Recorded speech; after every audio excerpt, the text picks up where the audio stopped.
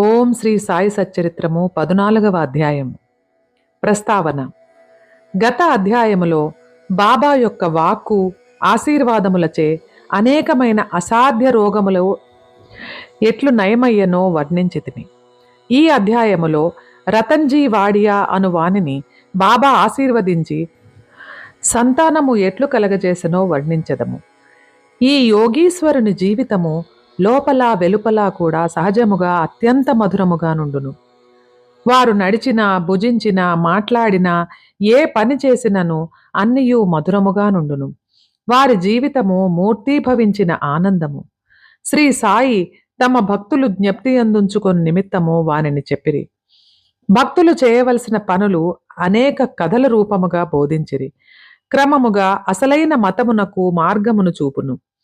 ప్రపంచంలోని జనులందరూ హాయిగా ఉండవలెనని బాబా ఉద్దేశము. కాని వారు జాగ్రత్తగా ఉండి జీవితాశయము అనగా ఆత్మ సాక్షాత్కారమును సంపాదించవలెనని వారి ఉద్దేశము. గత జన్మల పుణ్యం కొలది మనకు మానవ జన్మ లభించినది కాబట్టి దాని సహాయముతో భక్తిని అవలంబించి దానివల్ల జన్మరాహిత్యమును పొందవలెను. కనుక మనం ఎప్పుడునూ బద్దకించరాదు. ఎల్లప్పుడూ జాగ్రత్తగా నుండి జీవితాశయమును దాని ముఖ్యోద్దేశము అయిన మోక్షమును సంపాదించవలెను. ప్రతినిత్యము సాయి లీలలు వినినచో నీవు శ్రీ సాయిని చూడగలవు. నీ మనస్సున వారిని రాత్రింబవళ్ళు జ్ఞప్తి అందుంచుకొనుము. ఈ ప్రకారముగా శ్రీ సాయి అవగాహనము చేసుకొన్నచో నీ మనస్సులోని చాంచల్యత్వము పోవును. ఇటులే కొనసాగిన ఎడల తుదకు శుద్ధ చైతన్యమునందు కలిసిపోవుదు. నాందేడు పట్టణ నివాసి అగు రతన్జీ. ఇక ఈ అధ్యాయపు ముఖ్య కథను ప్రారంభించదము. నైజాం ఇలాకాలోని నాందేడులో ఫార్సీ వర్తకుడొకడుండెను. అతని పేరు రతన్జీ షాపూర్జీ వాడియా. అతడు చాలా ధనమును ఆర్జించెను.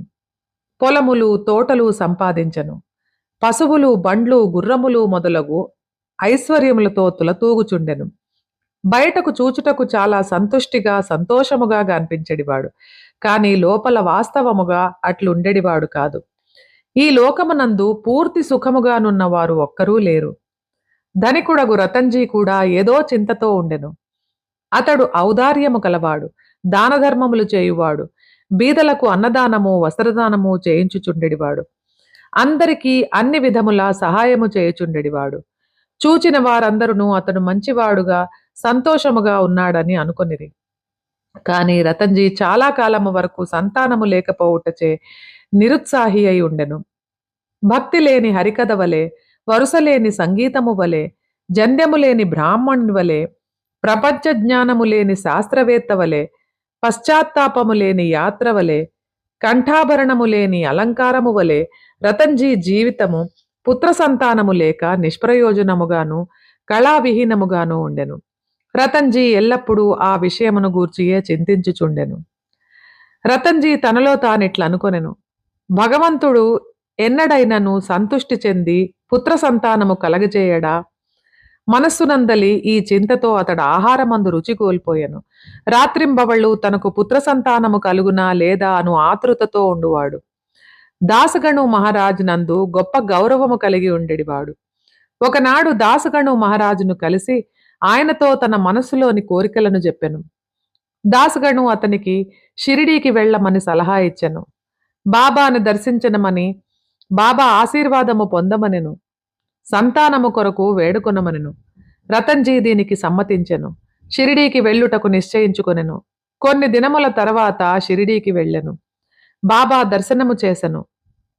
బాబా పాదముల మీద పడెను. ఒక బుట్టలో చక్కని పూలమాలను తెచ్చి దానిని బాబా మెడలో వేసి ఒక గంపతో పండ్లను తెచ్చి బాబాకు సమర్పించెను. మిక్కిలి వినయ విధేతలతో బాబా దగ్గర కూర్చుండి ఇట్లు ప్రార్థించెను.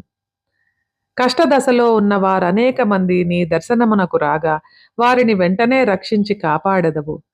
ఈ సంగతి విని నీ పాదములను ఆశ్రయించి తిని కనుక దయయుంచి నాకు ఆశాభంగము కలగజేయకుము. బాబాకు 5 రూపాయలు దక్షిణ ఇవ్వవలెనని రతన్జీ తన మనసులో తలచెను. బాబా అతనిని 5 రూపాయలు దక్షిణ కోరి అతడా పైకము నిచ్చునంతలో రూ. 3.14 ఇంతకు పూర్వమే ముట్టి ఉండునని, కాన మిగిలిన రూ. 20 మాత్రమే ఇవ్వమనెను. ఇది విని రతన్జీ మిగుల ఆశ్చర్యపడెను. బాబా ఆడిన మాటలను రతన్జీ గ్రహించుకొనలేకపోయెను. కాని బాబా పాదముల వద్ద కూర్చుండి మిగతా దక్షిణ ఇచ్చెను. తాను వచ్చిన పని అంతయు బాబాకు విన్నవించి తనకు పుత్ర సంతానము కలగజేయమని వేడెను. బాబా మనస్సు కరిగెను. దిగులు పడకు, నీ కీడు రోజులు ముగిసినవి. అల్లా నీ మనసులోని కోరికెను నెరవేర్చునని చెప్పెను. బాబా వద్ద సెలవు పుచ్చుకొని రతన్జీ నాందేడుకు వచ్చెను. దాసగణుకు షిరిడీలో జరిగిన వృత్తాంతమంతయు తెలిపెను. అంతయు సవ్యముగా జరిగిననియు, బాబా దర్శనము, వారి ఆశీర్వాదము, ప్రసాదము లభించినవనియు, ఒకటి మాత్రమే తనకు బోధపడని సంగతి కలదని చెప్పెను. తమకు అంతకు ముందే 3:14 ముట్టినదనియు, బాబా ఆడిన మాటలకు అర్థమేమిటని దాసగణుని అడిగెను. ఇంతకు మునుపు నేనెప్పుడూ షిరిడీకి వెళ్ళి ఉండలేదే, నా వల్ల బాబాకు 3:14 ఎట్లు ముట్టినది? అది దాసగణుకు కూడా ఒక చిక్కు సమస్యగా తోచెను. దానిని గూర్చి కొంతసేపు ఆలోచించెను. కొంతకాలమైన పిమ్మట అతనికే దాని వివరమంతయు తట్టెను. మౌలానా సాహెబ్ మహాత్ముని రతన్జీ అంతకు మునుపు సత్కరించిన విషయము జ్ఞాపకము వచ్చెను. నాందేడులో మౌలానా సాహెబ్ గూర్చి తెలియని వారు లేరు. వారు నెమ్మదైన యోగి. రతన్జీ షిరిడీకి పోవు నిశ్చయించగానే ఈ మౌలానా సాహెబ్ రతన్జీ ఇంటికి వచ్చెను. ఆనాటి ఖర్చు సరిగా 3:14 అగుట చూచి అందరూ ఆశ్చర్యపడిరి. అందరినీ బాబా సర్వజ్ఞుడని స్పష్టపడినది. వారు షిరిడీలో ఉన్నప్పటికీ దూరములో ఏమి జరుగుచుండునో వారికి తెలియచుండెను. లేనిచో మౌలానా సాహెబ్కిచ్చిన 3:14 సంగతి బాబాకెట్లు తెలియగలదు? వారిద్దరూ ఒకటే అని గ్రహించితిరి. దాసగణు చెప్పిన సమాధానమునకు రతన్జీ సంతుష్టి చెందెను. అతనికి బాబా యందు స్థిరమైన నమ్మకము కలిగెను. భక్తి హెచ్చాయెను. కొద్ది కాలము పిమ్మట అతనికి పుత్ర సంతానము కలిగెను. ఆ దంపతుల ఆనందమునకు మితి లేకుండెను. కొన్నాళ్లకు వారికి 12 సంతానము కలిగిరి. కాని 4 మాత్రమే బ్రతికిరి. ఈ అధ్యాయము చివరన హరివినాయక సాఠే అనువాడు తన మొదటి భార్య కాలం చేసిన పిమ్మట రెండవ వివాహము చేసుకొనినచో పుత్ర సంతానము కలుగునని బాబా ఆశీర్వదించిన కథ కలదు. అట్లే రెండవ భార్య వచ్చిన పిమ్మట వారికి 2 కుమార్తెలు కలిగిరి. అతడు నిరుత్సాహము చెందెను. కాని బాబా మాటలెన్నటికీ అసత్యముగా నేరవు. 3వసారి అతనికి కొడుకు పుట్టెను. ఇట్లు బాబా వాక్యము నిజమైనది. అంతనతడు మిక్కిలి సంతుష్టి చెందెను. దక్షిణ మీమాంస. దక్షిణ గూర్చి క్లుప్తముగా చెప్పి ఈ అధ్యాయము ముగించెదము. బాబా తనను చూచుటకు వచ్చిన వారందరి వద్ద నుండి దక్షిణ పుచ్చుకొనుట అందరికీ తెలిసిన సంగతే. బాబా ఫకీరైనచో, వానికి దేనియందు అభిమానము లేకున్నచో వారు దక్షిణ ఎందుకు అడగవలెను? వారు ధనమును ఏల కాంక్షించవలెనని ఎవరైనా అడగవచ్చును. దానికి పూర్తి సమాధానమిది. మొట్టమొదట బాబా ఏమియూ పుచ్చుకొనిడివారు కాదు. కాల్చిన అగ్గిపుల్లలను జాగ్రత్త పెట్టుకుని జేబులో వేసుకొనిడివారు. భక్తులు గాని తదితరులు గాని బాబా ఏమియూ అడిగేవారు కాదు. ఎవరైనా ఒకటి గాని 2 గాని కాసులు గాని ఇచ్చినచో వానితో నూనె పొగాకు కొనిడివారు. బీడీ గాని చిలుము గాని పీల్చేవారు. రిక్తహస్తములతో యోగులను చూడరాదని కొందరు 1 గాని 2 గాని పైసలను బాబా ముందర పెట్టెడివారు. ఒక్క కాని ఇచ్చినచో బాబా జేబులో నుంచుకొనిడివారు. అర్ధణ అయినచో తిరిగి ఇచ్చేవారు. బాబా కీర్తి అన్ని దిశలకు వ్యాపించిన తర్వాత అనేక మంది బాబా దర్శనమునకై గుంపులు గుంపులుగా రాజొచ్చిరి. అప్పుడు బాబా వానిని దక్షిణ అడుగుచుండెను. దేవుని పూజయందు బంగారు నాణెము లేనిదే ఆ పూజ పూర్తి కాదు అని వేదము చెప్పుచున్నది. దేవుని పూజయందు నాణెమైనా సరే యోగుల పూజలో మాత్రం ఏల ఉండరాదు? శాస్త్రములలో కూడా ఏమని చెప్పబడునో వినుడు. భగవంతుని, రాజుని, యోగిని, గురువుని దర్శించుకుటకు పోనప్పుడు రిక్తహస్తములతో పోరాదు. నాణెము గాని డబ్బు గాని సమర్పించవలెను. ఈ విషయము గూర్చి ఉపనిషత్తులు ఏమని ఘోషించుచున్నవో చూచెదము. బృహదారణ్యకోపనిషత్తులో ప్రజాపతి దేవతలకు, మానవులకు, రాక్షసులకు దా అను అక్షరము బోధించెను. ఈ అక్షరము వల్ల దేవతలు దమమును అవలంబించవలెనని గ్రహించిరి. అనగా ఆత్మను స్వాధీనమందుంచుకొనుట. మానవులు ఈ అక్షరమును దానముగా గ్రహించిరి. రాక్షసులు దీనిని దయ అని గ్రహించిరి.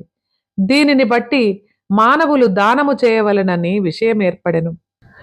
తైత్తిరీయోపనిషత్తు దానము మొదలగు సగుణములను అభ్యసించవలెనని చెప్పును. దానము గట్టి విశ్వాసముతోనూ ధారాళముగను అణుకువతోనూ భయముతోనూ కనికరముతోనూ చేయవలెను. భక్తులకు దానము గూర్చి బోధించుటకు, ధనమందు వారికి గల అభిమానమును పోగొట్టుటకు, వారి మనములను శుభ్రపరచుటకు బాబా దక్షిణ అడుగుచుండెను. కాని ఇందులో ఒక విశేషమున్నది. బాబా తాను పుచ్చుకొనిన దానికి 100 రెట్లు తిరిగి ఇవ్వవలసి వచ్చుచుండెను. ఇట్లనేక మందికి జరిగెను. దీనికొక ఉదాహరణ గణపతిరావు బోడస్ అను ప్రముఖ నటుడు. అతను మరాఠీ జీవిత చరిత్రలో గడియ గడియకు బాబా దక్షిణ అడుగుచుండుటచే ధనము ఉంచుకొను సంచి తీసి బాబా ముందు కుమ్మరించి తిననియు, దీని ఫలితముగా ఆనాటి నుండి తన జీవితంలో ధనమునకు ఎట్టి లోటు లేకుండాననియు వ్రాసెను. ఎల్లప్పుడూ కావలసినంత ధనము గణపతిరావు బోధస్కు దొరుకుచుండెను. బాబా దక్షిణ అడిగినప్పుడు ధనమే ఇవ్వనక్కర్లేదని అర్థము కూడా పెక్కు సంఘటన వలన తెలియచున్నది. దీనికి 2 ఉదాహరణములు. 1. బాబా 15 రూపాయల దక్షిణ ఇమ్మని ప్రొఫెసర్ జీజీ నార్కేన్ అడగగా అతడు తన వద్ద దమ్మిడి అయినా లేదనెను. దానికి బాబా ఇట్లనెను, నీ వద్ద ధనము లేదని నాకు తెలియను. కాని నీవు యోగ వాసిష్టము చదువుచున్నావు కదా, దాని నుంచి నాకు దక్షిణ ఇమ్ము. దక్షిణ అనగా ఇచ్చట గ్రంథము నుంచి నేర్చుకొనవలసిన విషయములను జాగ్రత్తగా హృదయములో దాచుకొను అని అర్థము. ఇంకొకసారి తర్కడ్ భార్యను 6 రూపాయలు దక్షిణ ఇమ్మని బాబా అడిగెను. తన వద్ద పైకము లేకుండుటచే ఆమె మిగుల చిన్నబోయెను. అప్పుడు అక్కడనే ఉన్న ఆమె భర్త బాబా వాక్కులకు అర్థము చెప్పెను. తన 6 శత్రువులను, కామ క్రోధ లోభాదులను తనకు పూర్తిగా సమర్పించవలనని బాబా భావమని అతడు తన భార్యకు వివరించెను. దానికి బాబా పూర్తిగా సమ్మతించెను. బాబా దక్షిణ రూపముగా కావలసినంత ధనము వసూలు చేసినప్పటికీ దానినంతయు వారు ఆనాడే పంచిపెట్టుచుండిరి. ఆ మరుసటి ఉదయమునకు బాబా మామూలు పేద ఫకీరగుచుండెను. 10 సంవత్సరముల కాలము వేల కొలది రూపాయలను దక్షిణ రూపముగా పుచ్చుకొనినను మహాసమాధి చెందు నాటికి 7 రూపాయలు మాత్రమే వాని చెంత మిగిలెను. 1000 ఏళ్ల బాబా దక్షిణ పుచ్చుకొనుట భక్తులకు దానమును త్యాగమును నేర్పుట కొరకే. దక్షిణ గూర్చి ఇంకొకరి వర్ణన. బివి దేవ్ ఠాణా నివాసి, ఉద్యోగ విరమణ చేసిన మామలతదారు, బాబా భక్తుడు. దక్షిణ గూర్చి ఆయన శ్రీ సాయిలీలా మాసిక పత్రికలో ఇట్లు వ్రాసి ఉన్నారు. బాబా అందరినీ దక్షిణ అడుగువారు కారు. అడగకుండా ఇచ్చినచో ఒక్కొక్కప్పుడు పుచ్చుకొనిడివారు, ఇంకొకప్పుడు నిరాకరించెడివారు. బాబా కొంతమంది భక్తుల వద్ద దక్షిణ అడుగుచుండెను. బాబా అడిగినచో ఇచ్చెదనని వారి వద్ద బాబా దక్షిణ పుచ్చుకొనిడివారు కాదు. తమ ఇష్టమునకు వ్యతిరేకముగా ఎవరైనా దక్షిణ ఇచ్చినచో బాబా దానిని ముట్టేవారు కాదు. ఎంతైనా ఎవరైనా దక్షిణ తమ ముందు ఉంచినచో దానిని తిరిగి తీసుకొని పొమ్మని చుండిరి. బాబా అడిగెడు దక్షిణ పెద్ద మొత్తము గాని చిన్న మొత్తములు గాని భక్తుల కోరికలు, భావము, వసతి బట్టి ఉండును. స్త్రీలు, పిల్లల వద్ద కూడా బాబా దక్షిణ అడుగుచుండెను. వారు అందరూ ధనికులు గాని అందరూ బీదలు గాని దక్షిణ అడగలేదు. తాము అడిగినను దక్షిణ ఇయ్యని వారిపై బాబా కోపించి ఉండలేదు. ఎవరి ద్వారానైనా భక్తులు దక్షిణ పంపినచో తెచ్చిన వారు దానిని మరుచున్నప్పుడు వారికి దానిని గూర్చి జ్ఞప్తికి తెచ్చి ఆ దక్షిణను పుచ్చుకొనిడివారు.